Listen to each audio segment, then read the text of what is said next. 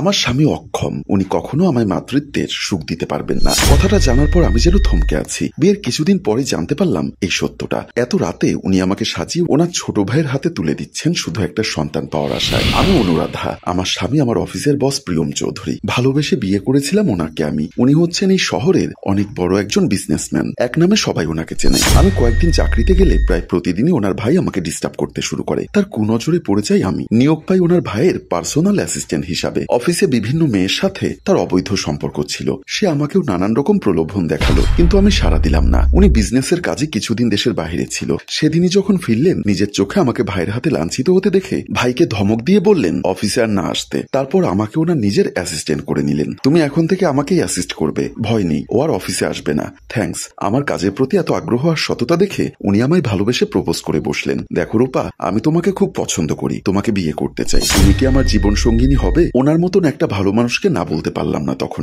আমি হ্যাঁ বলতেই দুই পরিবারের মতামত নিয়ে বিয়ের দিন সামনে এগোতে লাগলো। আমাদের মধ্যে চেনা জানা শুরু হলো, ফোনে কথা হতো রাতভর। বুঝতে পারলাম ওনাকে আমি ভালোবাসি। ভেবেছিলাম বিয়ের পর প্রথম রাতে ওনাকে নিজের মনের কথাটা বলবো, কিন্তু বাসর ঘরে ওনার দেখা আর পেলাম না। আমি বাসর রাতে ওনার জন্য অপেক্ষা করতে করতে ভারী গহনার শাড়ি নিয়ে বেশ ক্লান্ত অনুভব করছিলাম। বিছানায় কিছুটা হেলান দিয়ে ভাবতে লাগলাম উনি কেন এত দেরি করছেন আসতে, হয়তো জরুরি কাজে আটকে গেছেন। এসব ভাবতে ভাবতে কখন যে ঘুমিয়ে পড়লাম জানি না। সকালে আমাকে ঘুম ভাঙিয়ে উনি একটার পর একটা সারপ্রাইজ দিল। প্রথমেই আমাকে ডেকে বোঝালো জরুরি একটা মিটিং এ অ্যাটেন্ড করতে রাতে বাইরে থাকতে হয়েছে। আমি ওনাকে চোখ বন্ধ করে অন্ধের মতো বিশ্বাস করলাম। উনি আমাকে বললেন ভারী গহনা খুলে ফ্রেশ হতে, আমার জন্য নাকি সারপ্রাইজ আছে। কিন্তু আজ উনি যেটা করতে চাচ্ছেন সেটা সত্যি অতি জঘন্যতম একটা কাজ। আমি তখনও জানি না।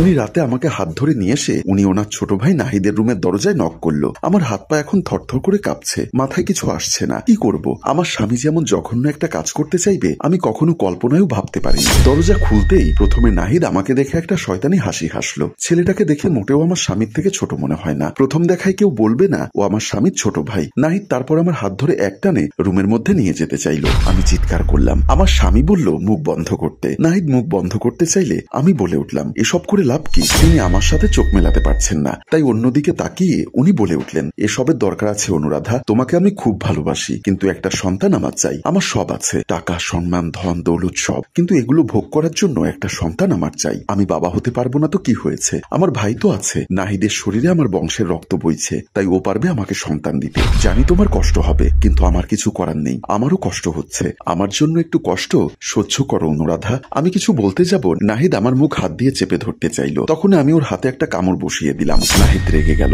রাগের দৃষ্টিতে হিংস্র জানোয়ারের মতো আমার দিকে তাকিয়ে বলল তোর এত বড় সাহস, তুই আমাকে কামড় দিলি?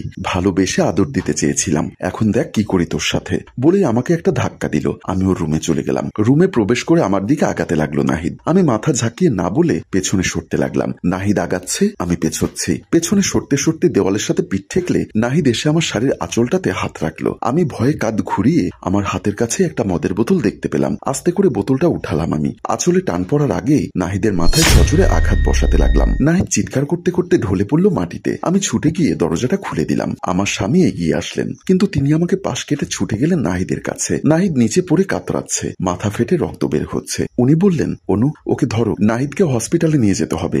আমি মাথা ঝাঁকিয়ে না অর্থ বুঝিয়ে সোজা বেরিয়ে আসলাম বাড়ি থেকে। গেটের কাছে আসতে দারোয়ান আমাকে আটকালো। কোথায় যাচ্ছেন আপনি? আমি এই বাড়ির মালিকের বউ, আমি কোথায় যাচ্ছি না যাচ্ছি সেটা নিশ্চয়ই তোমাকে বলে যেতে হবে না। দারোয়ান হেসে বলল মাফ করবেন, আমি আপনার কাছে জবাবদিহিতা চাইবো না, কিন্তু আপনার এই বাড়ি থেকে একা বের হওয়া নিষেধ আছে। আমি অবাক হয়ে প্রশ্ন করলাম কে করেছেন নিষেধ? কে বলেছে আপনাকে আমি একা বের হতে পারবো না? আপনার স্বামী আমাদেরকে স্পষ্ট করে জানিয়ে দিয়েছেন আপনি যেন একা বের হতে না পারেন। তাছাড়া নাহিদ বাবু বলেছেন প্রয়োজনে আপনাকে যেন জোর করে বাড়ির ভেতর দিয়ে আসি। আমাকে মাফ করবেন, আপনি বাড়ি থেকে একা বের হবেন না, না হলে আমি বাধ্য হব আপনাকে জোর করে দিয়ে আসতে। দারোয়ানের কথা শুনে আমার মাথা আরো খারাপ হয়ে গেল। আমি জিদ করে সেখান থেকে আবারও ভেতরে চলে আসলাম। আমি অনিচ্ছা সত্ত্বেও আবার ফিরে আসলাম এই বাড়িতে। এসে মাথায় একটা বুদ্ধি খেলে গেল, আমি একা বের হতে পারবো না, কিন্তু আমার সাথে যদি বাড়ির লোকজন থাকে তাহলে তো বের হতে কোনো আপত্তি নেই। দেখলাম সোফায় আমার স্বামী তার ছোট ভাইকে মাথায় ব্যান্ডেজ করে দিচ্ছে। আমি ওনার কাছে গিয়ে ওনাকে জিজ্ঞাসা করলাম হসপিটালে যেতে চেয়েছিলেন, যাবেন? উনি না বলে দিলেন। আমার মনে হয় হসপিটালে যাওয়া উচিত হবে না, তাছাড়া চোট খুব বেশি না, আমি ওকে ব্যান্ডেজ করে দিয়েছি, আর একটু পর ডাক্তার এসে ওকে দেখে যাবেন। আমি শহরের সব থেকে বড় ডাক্তারকে খবর দিয়েছি। আমি অবাক হয়ে বললাম কিন্তু কেন?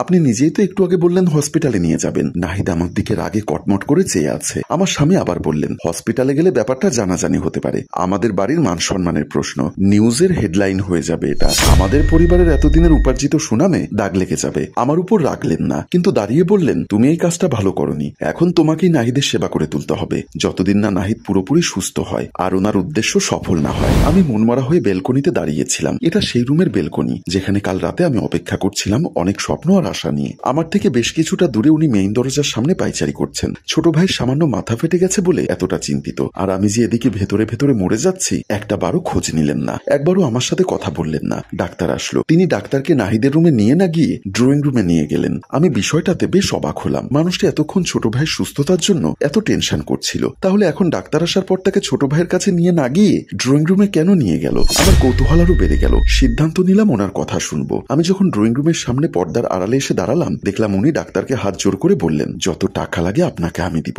সত্যি বলছি, এই ছেলেটাকে আপনি মেরে ফেলুন, এমন ভাবে মারুন যেন সবাই ভাবে মৃত্যুটা একটা অ্যাক্সিডেন্ট। আমি বাহির থেকে ওনার কথা শুনে চমকে উঠলাম। নিজের ভাইকে মেরে ফেলতে বলছেন উনি? আমি আরেকটু এগিয়ে কান পেতে শোনার চেষ্টা করলাম। ডাক্তার অবাক হয়ে বললেন, আপনি আমাকে টাকা দেবেন বুঝলাম, কিন্তু আপনি নিজের ছোট ভাইকে এভাবে মেরে ফেলতে চাচ্ছেন কেন? উনি বলতে শুরু করলেন, এই ছেলেটা আমার ভাই নয়, বিজনেসম্যান প্রিয়ম চৌধুরী, আমার বেস্ট ফ্রেন্ড। আমেরিকাতে একসাথে পড়াশোনা করেছি আমরা। কিছুদিন আগে এক সড়ক দুর্ঘটনায় প্রিয়মের বাবা মা বোন সহ পুরো পরিবার মারা যায়। প্রিয়মের বাবার একজন শত্রু ছিল, তার মেয়ে অনুরাধা, যাকে ও বিয়ে করেছে। ডাক্তার অবাক হয়ে কিছু বলতে চাইল। হ্যাঁ, বিয়েটা ও করেছে, আমি না। বাবার মৃত্যুর প্রতিশোধ নেওয়ার জন্য প্রিয়ম দেশে এসেছিল ছদ্মবেশে, নিজের পরিচয় গোপন করে। আমাকে নিজের পরিচয় দিয়ে আমার ছোট ভাই সেজে বাবার পুরো বিজনেস ও নিজ হাতে সামলাচ্ছিল। বাবার শত্রুর অনেক খোঁজ করেছিল প্রিয়ম, কিন্তু পাইনি। তারপর যেদিন ওর অফিসে অনুরাধা ইন্টারভিউ দিতে আসে, সেদিন প্রিয়ম অনুরাধার পরিচয় জানার পর বুঝতে পারে অনুরাধা তার বাবার শত্রুর মেয়ে। অনুরাধার বাবা কি করেছিল, কিসের শত্রুতা ছিল, সেটা আমাকে প্রিয়ম বলেনি। শুধু বলেছিল আমাকে দেশে এসে অনুরাধার সাথে ভালোবাসার অভিনয় করতে। আমি দেশে আসলাম, সমস্ত প্রেস মিডিয়ার সামনে প্রিয়ম সেজে ইন্টারভিউ দিলাম। প্রিয়ম অনুরাধার সামনে অনেক খারাপ রূপ ধারণ করলো, আর আমাকেই বলল কিছুদিনের জন্য অফিসের থেকে ওকে দূরে থাকতে বলতে। এই সুযোগে অনুরাধাকে আমার প্রেমে ফেলে বিয়ের জন্য রাজি করাতে হবে। আমি সবটা করলাম। তারপর প্ল্যান অনুযায়ী অনুরাধার সাথে প্রিয়মেরই বিয়ে হলো। অনুরাধা জানে আমি প্রিয়ম, আমি ওর স্বামী, কিন্তু না, আমি তো প্রিয়মের বেস্ট ফ্রেন্ড নাহিদ। সারা প্রেস মিডিয়া দেশ সবাই জানে বিজনেসম্যান প্রিয়ম চৌধুরী আমি। এত টাকা এত সম্মান আমি হারাতে পারবো না, তাই আসল প্রিয়মকে মরতেই হবে। এমন কোন ওষুধ দিন ডাক্তার, যেটা নিলে প্রিয়ম একটু একটু করে মৃত্যুর দিকে ঢলে পড়বে। এমন কোন বিষ যা ঘুমের ওষুধের মতো ধীরে সুস্থে মৃত্যুর দিকে নিয়ে যাবে। কেউ বুঝবে না এটা খুন। কথাগুলো শুনে আমি যেন নিজের কানকে বিশ্বাস করতে পারছি না। আমার পায়ের নিচ থেকে যেন মাটি সরে যাচ্ছে। একটা মানুষ এতটা খারাপ কিভাবে হয়? যাকে আমি এতটা ভালোবেসেছি, নিজের স্বামী ভেবে এসেছি, সে আমার কেউ না। আর নাহিদ না, প্রিয়ম চৌধুরী একটা খারাপ মানুষ। সব সময় আমার দিকে কুনজরে তাকিয়েছে সে। আমার স্বামী, কিসের এত শত্রুতা আমার বাবার উপরে যে আমার উপর থেকে তার মাসুল নিতে হচ্ছে? কি সেই শত্রুতা? সম্মানিত ভিউয়ার্স, একটা উত্তেজনাময় সাসপেন্স রেখে এখানেই গল্পের এই পর্বটি শেষ করলাম। দ্বিতীয় পর্ব দেখতে চাইলে সবাই গল্পটা শেয়ার করে কমেন্ট বক্সে জানাবেন। ধন্যবাদ। গল্পটির ভাবনায় ও পরিচালনায় অভিক, ক্যামেরায় শিহাব ও শাকিল এবং প্রযোজনায় মঞ্জুর মোর্শেদ মিউজিক প্লাস।